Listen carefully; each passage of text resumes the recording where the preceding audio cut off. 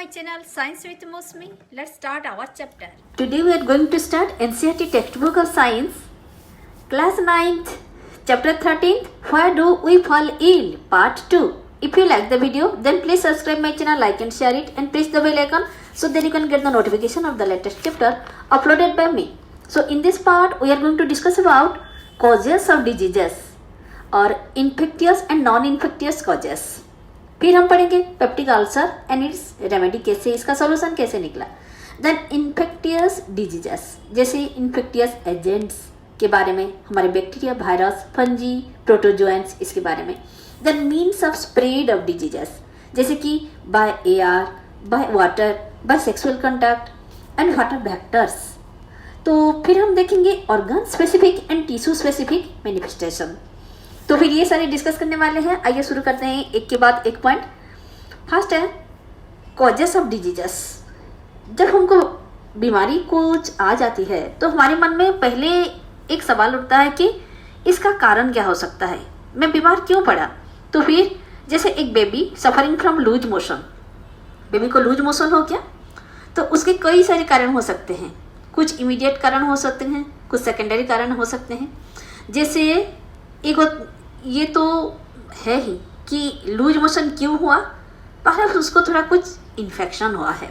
तो इन्फेक्शन हुआ है, किसका इन्फेक्शन, तो फिर सीधा सीधा ये बात जाता है कहीं वो अनक्लीन ड्रिंकिंग वाटर तो नहीं ले लिया, यानी कि उसका वाटर कंटामिनेटेड वाटर है, वो सही ड्रिंकिंग वाटर नहीं है, अनक्लीन है वो. तो फिर हमको लगता है अरे ये जो अनक्लीन वाटर है उसको तो कई सारे बेबी भी पिए होंगे, पर हमारी बेबी ही क्यों ये लूज मोशन हुआ. तो फिर इसके बाद आता है कि हमारी बेबी जो है ये हेल्दी नहीं है, नॉट हेल्दी. तो हेल्दी क्यों नहीं है, क्योंकि it is not, because it is not well nourished, इसका पोषण सही तरह नहीं हुआ है. तो फिर इसको अच्छी तरह खाना नहीं मिला है, एनफ फूड नहीं मिला है. So lack of good nourishment becomes a second cause of the disease. हमको अच्छा पोषण नहीं हुआ बेबी का, तो फिर ये हो गया हमारा सेकंड कारण. और ऐसे देखा जाए तो और भी क्या हो सकता है, कुछ genetic differences that make it more likely to suffer from loose motion. तो फिर यही सेम एनवायरनमेंट में अगर एक्सपोज टू पैथोजेंस है तो हमारी बेबी को ही, बिकॉज ही इज अनहेल्दी, इसीलिए इसको ही जल्दी ये रोग पकड़ लेता है. तो without the pathogen the genetic difference is another cause where our baby is ill. Difference or a poor nourishment alone would not lead to loose motion. तो फिर सिर्फ गंदा पानी, उसके साथ साथ poor nourishment और उसके साथ साथ हो गया genetic differences. तो फिर ये सारे कारण हैं the causes of disease के प्रति. ये हमारा causes of disease है. तो फिर इसका हम क्या बोलेंगे, अगर अच्छा पीने का पानी नहीं मिल रहा है, क्लीन ड्रिंकिंग वाटर सप्लाई नहीं हो रहा है, तो ये किसके ऊपर ये आरोप जाता है, हमारी पब्लिक सर्विसेज जो है ये बहुत पुअर है. तो फिर क्यों पुअर है, क्योंकि बेबी का फैमिली जो है वो ऐसे कंडीशन में रहते हैं. पॉवर्टी और lack of public services become third cause of the baby's disease, यानी कि वो लोग गरीब है और अच्छा पीने का पानी सप्लाई नहीं हो रहा है, इसी कारण बेबी डिजीज हो गया. तो फिर ऐसे किसी भी डिजीज का सिर्फ एक ही कारण होना जरूरी नहीं, कई कारण हो सकते हैं. तो फिर आइए देखते हैं infectious and non infectious causes. तो फिर इन्फेक्टियस जैसे हमारी public health and community health factor, हमारी एक फैक्टर हुआ. तो फिर ऐसे बहुत सारे इमीडिएट कॉजेस ऑफ डिजीज हो सकता है. इसका एक है हमारी इन्फेक्टियस एजेंट्स. इन्फेक्टियस एजेंट्स जैसे हमारी कई ऑर्गेनिजम्स, माइक्रो ऑर्गेनिजम्स है, जैसे हमारी बैक्टीरिया, वायरस, ये सारे diseases where microbes are the immediate causes are called infectious diseases. तो कुछ माइक्रोब्स हैं और उन्हीं के कारण ये बीमारी फैलता है, उनको कहते हैं, यही डिजीजेस को कहते हैं इन्फेक्टियस डिजीजेस. जैसे बिकॉज यही जो माइक्रोब्स है, microbes can spread in the community and the disease they cause will spread with them. तो फिर किसी कम्युनिटी में ये जो माइक्रोब्स हैं, हमारी बैक्टीरिया, वायरस, ये पूरे मोहल्ले में हमारे डिजीज फैला सकते हैं. तो फिर एक तो सोचने वाली बात है, जैसे ये बॉक्स में लिखा है, क्या सारे डिजीज ऐसे स्प्रेड होते रहते हैं क्या. तो जो भी किसी को, एक पर्सन को डिजीज हुआ तो उसके कांटेक्ट में जो भी आएगा क्या वो पर्सन ठीक हो जाएगा, ये एक चिंता करने वाली बात है. दूसरा है क्या what are the diseases that are not spreading, क्या ऐसे कुछ डिजीज है जो कि स्प्रेड नहीं करता? हाँ बिल्कुल है, ये हम आगे जाकर पढ़ेंगे। और अगर डिजीज कुछ डिजीज है स्प्रेड नहीं भी करता तो फिर वो डिजीज उस पर्सन में कैसे आया, the person develop those diseases how.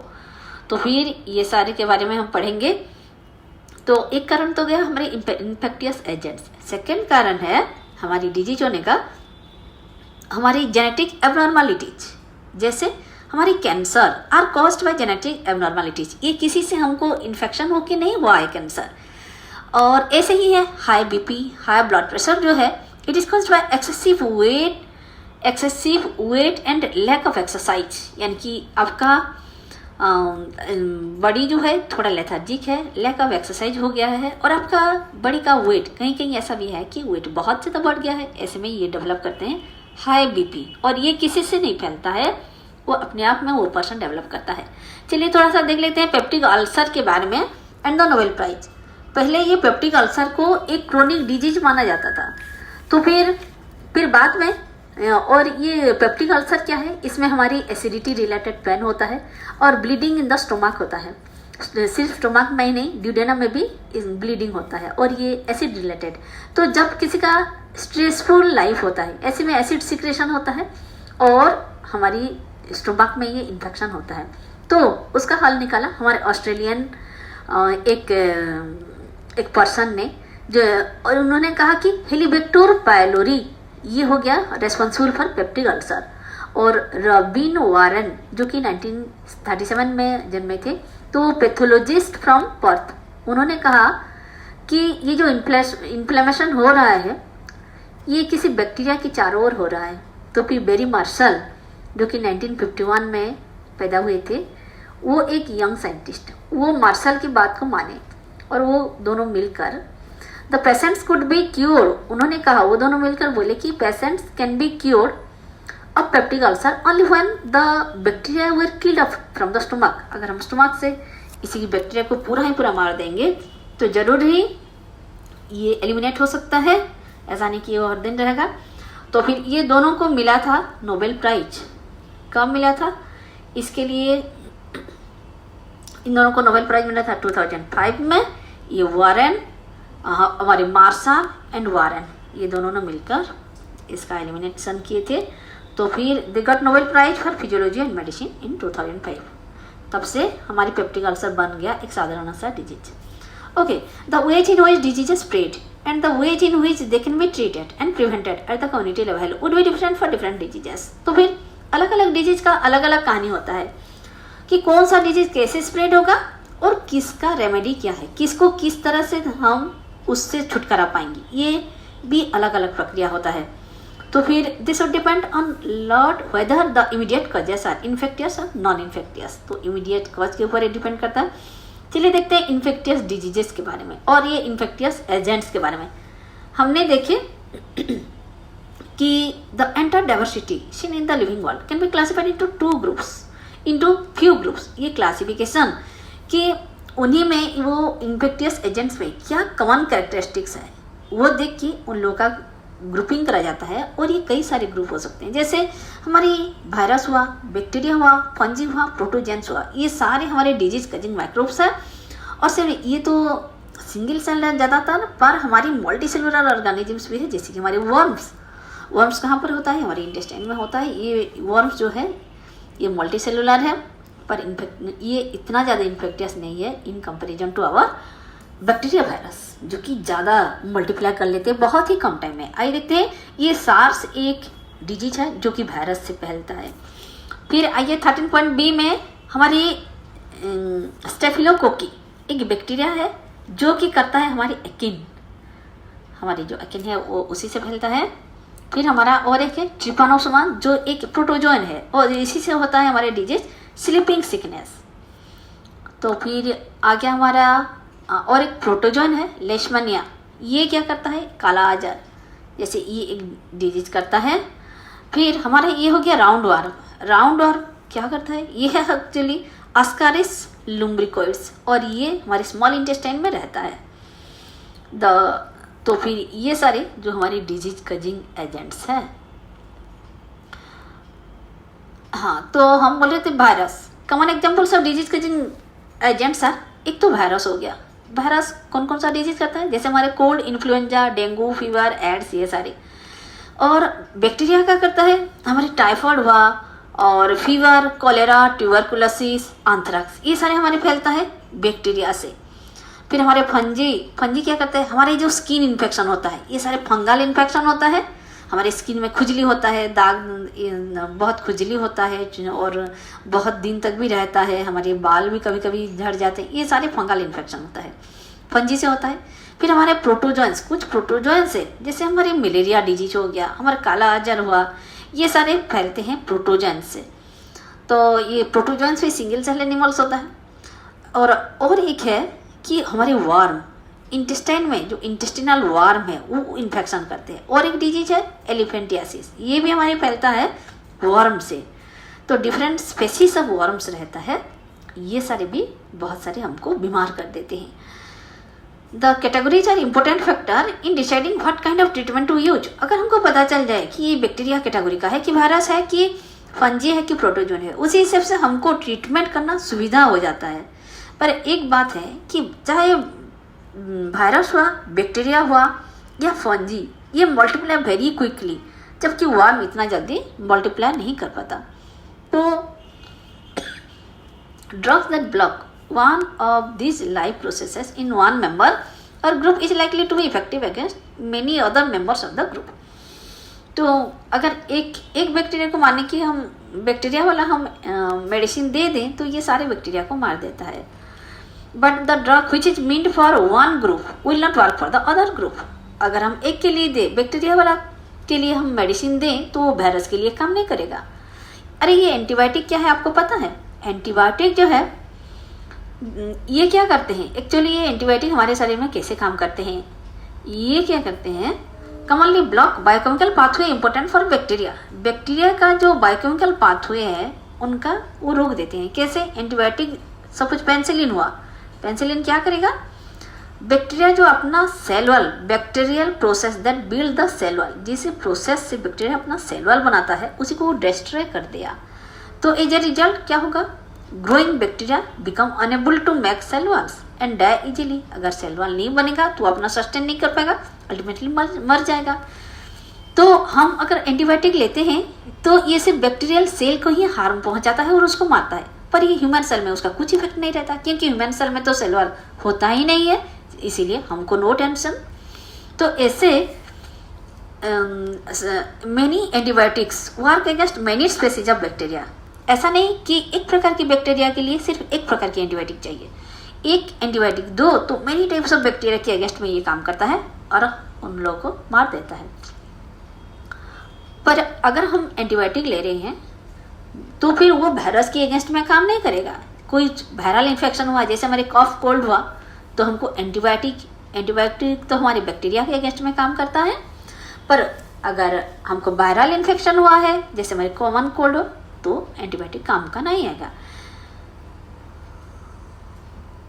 देखो हमारे फाइंड आउट हाउ मेनी, हम देखते हैं एक्टिविटी 13.5 में कि how many of you in your class had cold cough fever recently. कितने लोगों को कोल्ड कॉफ हुआ था और कितने लोगों ने जल्दी रिकवरी आ गया और किस किस ने एंटीबायोटिक ली थी, ये सारी बात आप लिस्ट करो, फिर आपको बहुत सारी बातें पता चलेगा। देखो मीन्स ऑफ स्प्रेड, ये जो हमारी बीमारी फैलता है इसके बहुत सारे मीन्स ऑफ स्प्रेड होते हैं, जैसे एयर के माध्यम से, वाटर के माध्यम से, सेक्सुअल कांटेक्ट से, और हमारी कुछ वेक्टर्स होते हैं। ये सारे के बारे में एक ही बात हम डिस्कस करेंगे। How do infectious disease spread, ये इन्फेक्टियस डिजीज कैसे फैलता है। Many microbial agents can commonly move from, microbial agents जो होते हैं move from one person to someone else in a variety way. ये माइक्रोवेल एजेंट्स जो होते हैं एक पर्सन से दूसरे पर्सन तक कई सारे माध्यम से ये लोग जा पहुंचते हैं, इन्फेक्टेड पर्सन से हेल्दी पर्सन तक कैसे पहुंचते हैं। तो फिर in other words they can be communicated one healthy person to one disease person to healthy person, they are communicated and so they are also called communicable disease. जिन सारे diseases ऐसे एक से दूसरे को फैलता है उसे कहते हैं कम्युनिकेटेड डिजीज। तो फिर ये एयर के माध्यम से फैलता है, जैसे देखो this occurs through the little droplets thrown out when एक इन्फेक्टेड पर्सन हुआ हु स्नीजेस और कफ्स, अपने थोड़ा कफ और स्नीजेस किए तो फिर उससे क्या होगा, उसके पास जो खड़े हैं उनके ब्रीदिंग में वो सारे ड्रॉपलेट्स अंदर चला जाएगा और फिर न्यू इन्फेक्शन हो जाएगा। तो फिर जो हेल्दी पर्सन डिजीज पर्सन के पास खड़े थे, डिजीज पर्सन ने कफ किया, वो हेल्दी पर्सन ने उसी ड्रॉपलेट्स, उसी डिजीज पर्सन के ड्रॉपलेट्स जो वायुमंडल में थे उसी को इनहेल किए, तो फिर वो भी डिजीज हो गए। तो फिर ऐसे कौन कौन सा बीमारी है हम तो उसको पहचानना चाहिए। जैसे हमारे कॉमन कोल्ड हुआ, निमोनिया हुआ, ट्यूबरकुलोसिस, ये सारे बहुत इन्फेक्टियस डिजीजेस बाय एयर से ही फैलते हैं। ऐसे ही अगर मोर क्राउडेड प्लेस है, आप जहाँ रह रहे हैं बहुत कंजेस्टेड प्लेस है, क्राउडेड प्लेस है, तो एक का डिजीज दूसरे तक पहुँचे, एयरबॉर्न डिजीज जो है बहुत जल्दी फैल जाता है। और फिर है कुछ डिजीजेस जो कि वाटर के माध्यम से फैलता है, जैसे हमारे कोलेरा हो गया, तो फिर अगर एक्सक्रीटा ऑफ वन पर्सन, किसी को कोलेरा हुआ है, उसका एक्सक्रीटा सपोज है उसका इन्फेक्टियस गट डिजीजेस है एक पर्सन को, और उसका excreta mixed with drinking water used by people living nearby, पास वाले लोगों का ड्रिंकिंग वाटर के साथ मिलावट हो गया, तो the cholera causing microbes will enter a healthy person.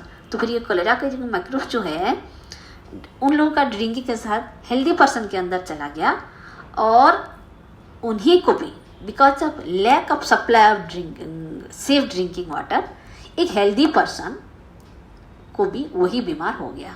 ठीक है, तो फिर ये गया हमारे वाटर से कैसे फैलेगा। अब देखते हैं सेक्सुअल कंटैक्ट में कैसे होता है। Sexual act is one of the closest physical contact to people can have with each other. तो फिर there are microbial infection such as, हमारी सेक्सुअल कंटैक्ट से कौन कौन सा डिजीजेस फैलता है, जैसे हमारे सिफिलिस हो गया, एड्स हो गया, that are transmitted by sexual contact from one person to the other. तो ऐसे में हमारी, पर आप ये गलतफहमी में मत रहिए कि it can not be spread from one, the sexual contact जो सेक्सुअली फैलता है, ये सारे डिजीजेस हैंडशेक करने से या फिर हॉग्स करने से या फिर रेसलिंग ऐसे टॉर्च से वो नहीं फैलता। तो फिर अदर देन और कौन कौन से माध्यम से ये फैल सकता है, ये हो गया हमारा can also spread through blood to blood contact with infected people और फ्रॉम एन इन्फेक्टेड मदर, पूरा ब्लड टू ब्लड। अगर एक HIV डिजीज पर्सन के ब्लड को आपने एक हेल्दी पर्सन को दे दिया तो फिर उसी को भी हो जाएगा, हेल्दी पर्सन को एड्स हो जाएगा।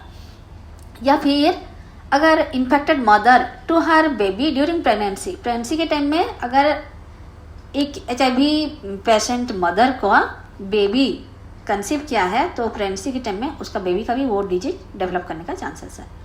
और या फिर ब्रेस्ट फीडिंग के टाइम में इसी these are the processes, these are the means by which the disease can spread from one person to other. तो दीज एनिमल्स, तो देखो हमारे environment that is full of many other creatures apart from us, हमारे सिवा और भी बहुत सारे रहते हैं, कुछ आंखों को दिखते हैं कुछ नहीं दिखते हैं। ऐसे कुछ एनिमल्स हैं जो कि carry the infecting agents from a sick person to another potential host. तो फिर सपोज एक मलेरिया वाला पेशेंट है, उसको किसी मच्छर ने काटा और ये जो मलेरिया की प्रोटोजन है वो अपना स्टमक में कैरी किया और जाकर एक हेल्दी पर्सन को उसने फिर से बाइट किया, तो फिर वही जो इन्फेक्टियस एजेंट है वो प्रोटोजोन्स जाकर हेल्दी पर्सन में आ गया और वो बीमार हो गया, हेल्दी पर्सन भी अब बीमार हो गया। तो फिर दीज एनिमल्स, जिसने जो मस्क्यूटो वही एनिमल है जो कि वन डिजीज पर्सन से एक हेल्दी पर्सन को बीमारी फैलाया है ना। तो फिर these animals are thus intermediaries and are called vectors, उन्हें कहते हैं वेक्टर्स। जैसे कि हमारी मस्क्यूटो हो गया एक वेक्टर्स, ऐसे कई सारे वेक्टर्स होते हैं, जैसे हमारे फ्लाइज भी है, एक पर्सन से दूसरे पर्सन को ये फैलाते हैं। The commonest vectors we all know are mosquito, फिर हो गया हमारे फ्लाइज, ये सारे। तो हाईली ये फीमेल मस्क्यूटो जो है इट नीड्स, ये आखिर काटता क्यों है, हमारा ब्लड को ये चूसता क्यों है। फीमेल जो है अपना एग ले करने के लिए, अंडे देने के लिए उसको चाहिए बहुत सारे न्यूट्रिटियस फूड। तो फिर वो सीधे तरह से it take it our blood from one person in order to able to lay mature eggs। उसको एग ले करने के लिए चाहिए बहुत सारे न्यूट्रिटियस फूड, इसीलिए वो हमारा ब्लड चूस लेता है। Mosquito feed on many warm blooded animals. तो फिर हम इंक्लूडिंग मैन है वार्म ब्लडेड एनिमल्स, तो ज़्यादातर वार्म ब्लडेड एनिमल का वो ब्लड चूसता है। आइए देखते हैं organ specific and tissue specific manifestation. तो different species of microbes seem to have evolved to home to many different parts of the body। हमारे different microbes जाकर हमारी different organ में अपना डेरा डालते हैं। जैसे this selection is connected to, कौन जाकर कहाँ बैठेगा, ये तो उसका एंट्री पॉइंट से ही पता चल जाता है कि अरे ये तो सीधे यहाँ जाने वाला है। जैसे if they enter from air by nose, तो फिर ये सीधे कहाँ जाएगा, लंग्स को जाएगा। एयर से आपने ले लिया वो माइक्रोब्स को अपने नोज के थ्रू से, नोज की रास्ता कहाँ जाता है, हमारी एयर जाता है लंग्स को, वो भी सीधा पहुँच गया लंग्स के पास। तो this is seen in bacteria causing, यही तो होता है हमारे ट्यूबरकुलोसिस में, एयर से नोज के थ्रू से गंदे एयर और ट्यूबरकुलोसिस हो जाता है। और ऐसे ही होता है हमारे जॉन्डिस, और ऐसे ही होता है हमारे टाइफाइड। पहले टाइफाइड की बात देख लेते हैं कि टाइफाइड का जो माइक्रोब्स है वो एंटर्स थ्रू माउथ के थ्रू से जाता है और ये जाकर गॉट लाइनिंग में रहता है और हमको क्या बीमारी हो जाता है, टाइफाइड हो जाता है।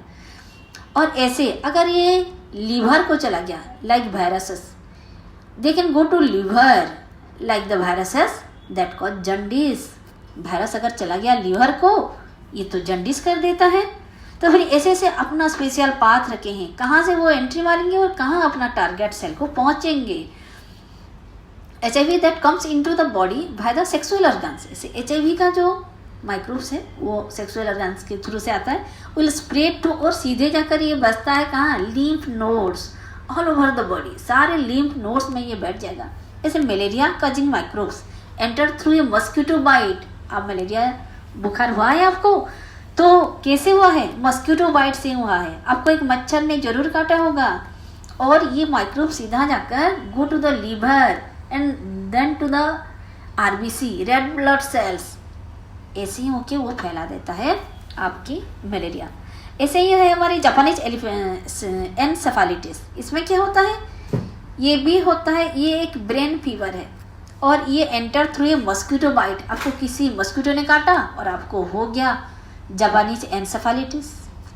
तो फिर बट इट गोज टू, ये बहुत डेंजरस है, ये सीधा इन्फेक्ट करता है हमारी ब्रेन को। एक मस्कीटो मच्छर का काटना कितना डेंजरस हो सकता है आप देखिए। तो फिर if the lungs are the target then